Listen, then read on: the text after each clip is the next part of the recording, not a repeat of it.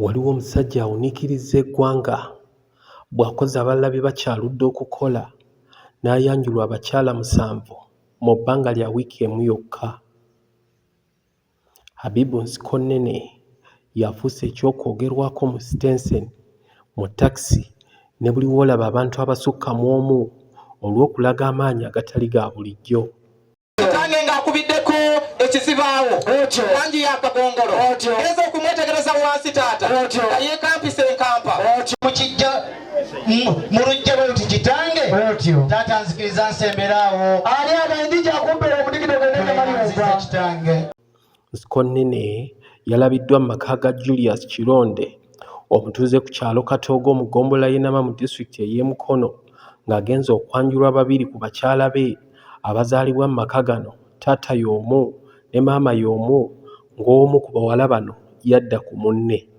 Abagole abafuuse ensonga ye Aisha ne Sharifa nga bano bawuniikirizza si kyalo kyokka wabula we bituuse n'eggwanga lyonna nga balabiddwa nga bali mu ssanyu ery'ekitalo ku mukolo gwa bbaabwe eyabadde abanjula mu maka ga kitaabwe ku lunaku lwe lumu ne mu ssaawa y'emu.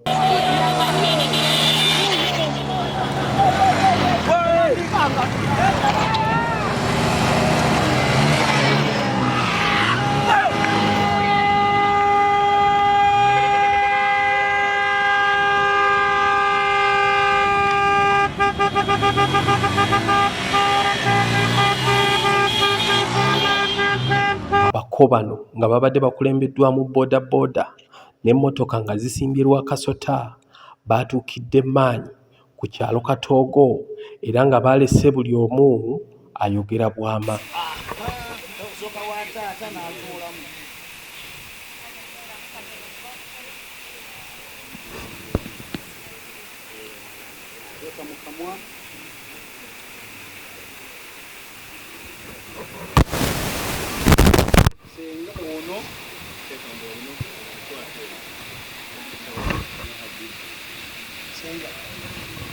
Bano baatuukidde mu nnyumba mu ngeri y'okugoberera obuwangwa bwa Buganda ng'omuko Nsikonene gye baamuzaalidde mu luggya luno sako okumuwoowa ne bakyala be.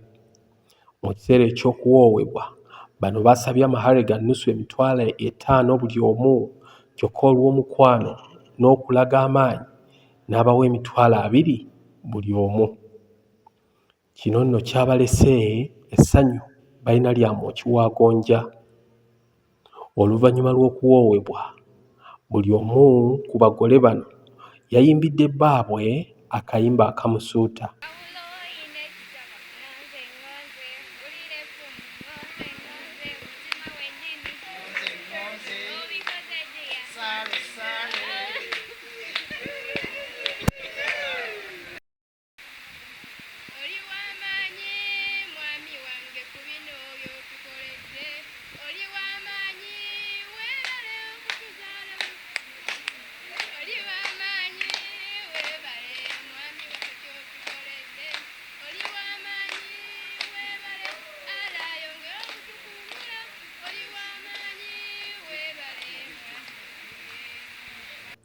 Mu nnyumba muno era abako baabagabudde empombo.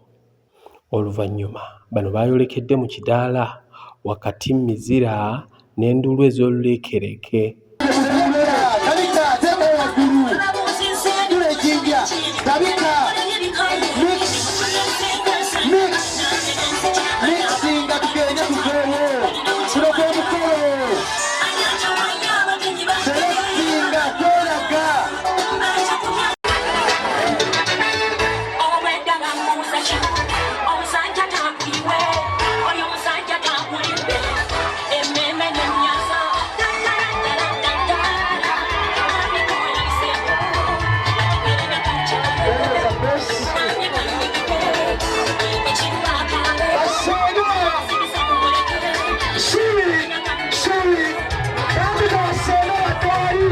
Ekyaddiridde ye ssenga nga ku mulundi guno tabadde wa mugole wabula ow'abagole okulaga abagenyi bba ku lw'abawala be Aisha ne Sharifa.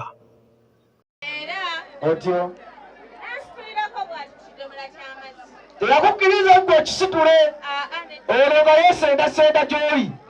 Otyo otyo omulungi n'agamba nti owayesenga gwasengeka ensonga otyo anti munaye ku lw'obulungi lw'abaana baffe otyo nzikiriza okubawasa. Senga n'ogamba otya? Era taata mpulira obumpu buno otyo genda muteekako ekimuli. otyo Ono otyo ye mwami wange wani ku lw'abaana bange bonna bombi. amazima gennyini ekyo baakikubira engalo otyo mutambuze kiriza nga senga bw'amaakinga poloti ye era gimaakinga agirage namba poloti omulungi obubbi bw'ettaka bwayala banyina obulungi bwotebegende wagesemalinde wammwe. Olwavudde wano kwabadde kuwaayo birabo ebyogerwako ebiwasa omukazi manya ebiwasa abakazi omuli omutwalo gwa taata nga buli mukyala yamuweereddeyo omutwalo gwa pikipiki era nga zino zaalabiddwako 2 nga zisindikibwa okuyingira mu kidaala. Eganya okugula otyo taata akyekinze taata akyakinga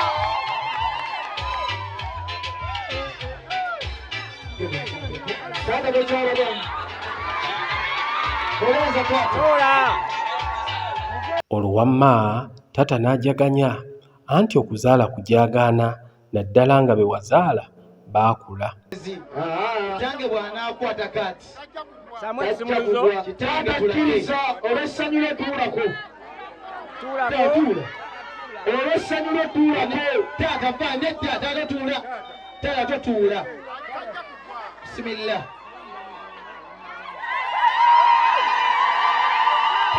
N'ebirabo ebyaddiridde omuli ente nazo zaabadde 2, ebisambi by'ente 2, kabbo ka muwala wa mirundi 2, enkoko y'omuko nga buli mugole yabadde n'omuko we era ne bamusimbula enkoko ye. Nze mukoddomi wo Shalongo Kabibu nkuleetedde enkoko eno okulabika nga ngikuwa ompe mwannyoko Aisha. Mukono eyanza nnyo neyanzeege n'olw'essanyu eryo sisobola gaana n'enkumma mwannyinaze era mu bulungi ne mu bubi kansuubire mujja kweyagala paka Lake Victoria wejja okukalira. Neyanza sebo muko wadde ne kanzu eno yambaleko lwa mwannyoko we Aisha Habibu Nsikonene yagambye nti alina abakyala 9 beddu ng'era bonna we butuukidde olwaleero nga bamaze okumwanjula ng'olunaku olwa Sande lwagenda okukola embaga egenda okumenya n'ebidaala nga bonna 9 ku bakyala be abakuba empeta n'ebyenda bibeetokote. Bwe twayagadde okumanya kiki ekimuli emabega ekimupika okuwasa abakyala ng'alinga alinnyiddwako empewo nga tutegedde nti basula ne mu nnyumba y'emu nga buli mukyala alinamu ekisenge kyokka nga n'obujja tebalina era tebakiinaako buzibu, n'agamba nti amaanyi g'alina mangi. Era mu nsonga eyo nkyagalira ddala okwongera ku kuba amaanyi nina mangi ntoolako matoole. Abakyala olina abameka essaawa zino? Essaawa zino abakyala benkyatongozza bali 7 naye nga abakyala bawera. Bakakuwaayo ezzadde ly'abaana bameka? Ezzadde empezaako abaana bawera 20. Namuko okusomozebwa kwa abakyala naturally balina obujja. Okikola otya okubeera nga obujja osobola okubeera nga obumaintaini nga abakyala ne batabeera na bujja oli yalwanye n'oli oli yayokyezza gundi. Abakyala abange tuli bumu era sikibulizanga nako wabula abakyala ko tulina bulungi era mu kwagala baagala nze wamu ne baganda baabwe bali bafuuka baganda baabwe. Bakyala obateekamu ki okubeera nga tebasobola kulwanagana yadde okuleeta obujja? Kago kokka tewali kirala kago kokka kenesigamako kulabika nga mbakyamula ne basiima ne batuula mu maka.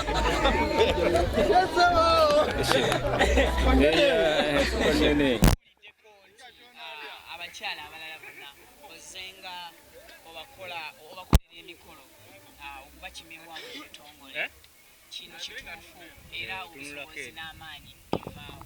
Obusobozi n'amaanyi biri munze kennyini mu mikono gyange nga nneekolerera.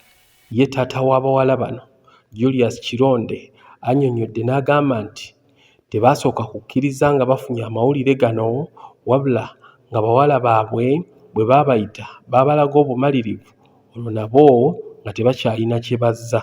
Okusooka nakisanyukira kubanga guba mukisa omwana okuba nti aleeta omwami we mu maka, naye ate kyankaluubiriramu ku sayidi endala nti abaana ab'obuwala abaana babiri nga bagenda okwanjula omwami waabwe omu, nagezaako okwongera okutunuulira naddala mu buwangwa bwaffe n'ennono oba oliawo ne mu ddiini. Mu myaka gyemaze olunaku lwaleero emyaka gino egy'obukulu mbadde sinaba kulabayo nsonga yonna efaragana bwetyo nga omwami omu ayanjula abaana babiri ba mu nnyumba emu nga taata omu ne maama waabwe omu. Naye nagezaako okuyita mutabani wange kubanga nga tumanyaganye naye bulungi, nengezaako okumunyonyola ensonga eyo, neŋŋamba nti oba oli awo nga wasiima abaana bano omukulu n'omuto, wakiri yanjulako omu mu biseera ebimu ate tube nga tusobola okulaba kiki ekiddako ekirala. Naye mutabani wange yandaga nga obwetaavu bwe n'enteekateeka ye bwatyo bw'ayagala okugiyisa, era n'entuula ne bakulu bannange nabo ne bakkiriza nti ekyo kubadde kuteekateeka kwa Mukama, era kyeva olaba twakkiriza omukolo okugenda mu maaso n'okutuusa olunaku olwaleero. Abaana babiri bagenda kwanjula bawaabwe omu wano mu maka gaffe. Baabagole nabo batubuulidde nti kino tebakirinaako buzibu era nga bbaabwe bamusuubizza nsi na ggulu.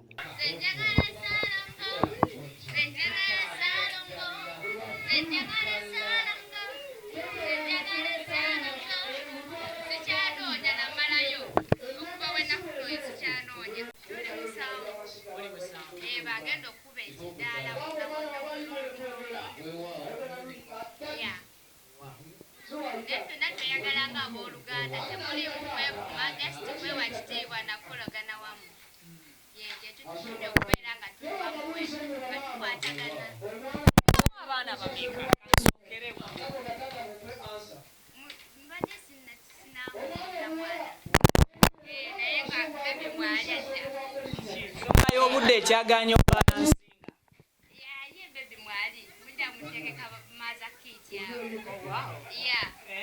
Ssenga w'abaana n'abooluganda abalala nabo boogedde ku nteekateeka eno.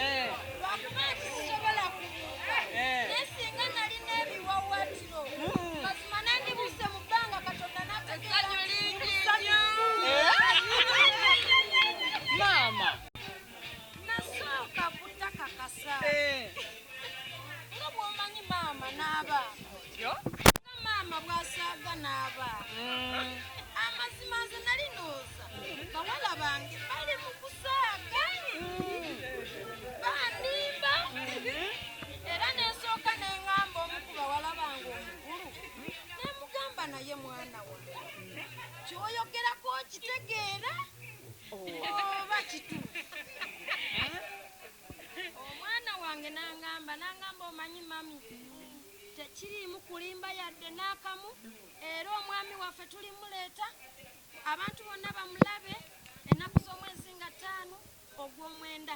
Nangamba ekintu kimu omwana waffe, nangamba naye mami olaba amazima gali nti mami olina bammami b'otanabaku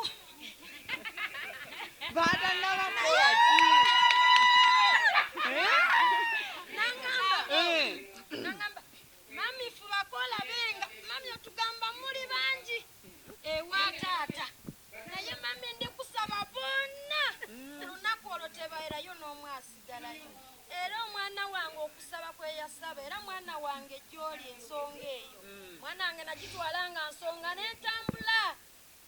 banoonya era bonna baabo Be bali bamaama. bonna asigaddeyo mposi nga mulwadde.